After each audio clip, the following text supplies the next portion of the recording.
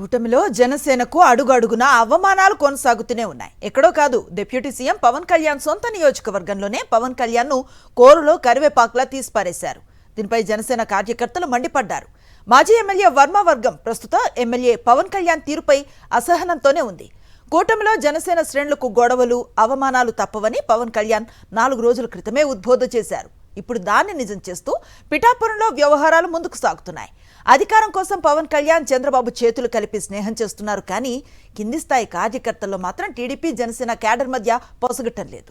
పవన్ కళ్యాణ్ సొంత నియోజకవర్గమైన పిఠాపురంలో నూతన సంవత్సర ఉత్సవాలను పురస్కరించుకుని పట్టాల పంపిణీ కార్యక్రమం నిర్వహించారు.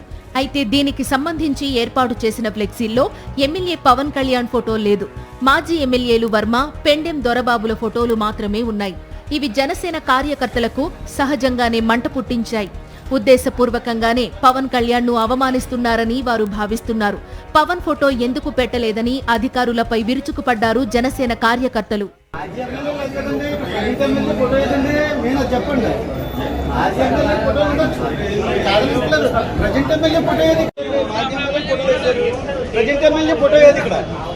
అంబేద్కర్ భవనంలో పిఠాపురం నియోజకవర్గంలో పోకరం చేశారు. పట్టాదారు పాస్బుక్లు పంచిపెట్టడానికి రైతులకి చేసే పనులన్నీ అంటే చాలా ఎటకారంగా ఉందన్నమాట. పవన్ కళ్యాణ్ అంటే ఎటకారంగా ఉంది అందరికీ.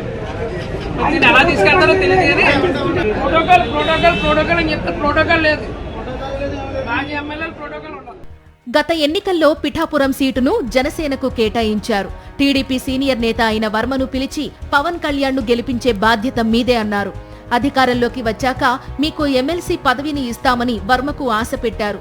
నాయకత్వం కోరినట్లుగానే పవన్ కళ్యాణ్ గెలుపు కోసం వర్మ కష్టపడ్డారు.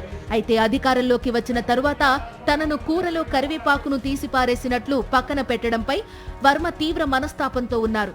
లోలోన కుతకుతా ఉడికిపోతున్నారు.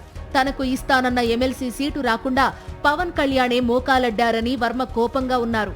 అప్పటి నుంచి పిఠాపురంలో టీడీపీ జనసేన వర్గాల మధ్య తేడాలు మొదలయ్యాయి.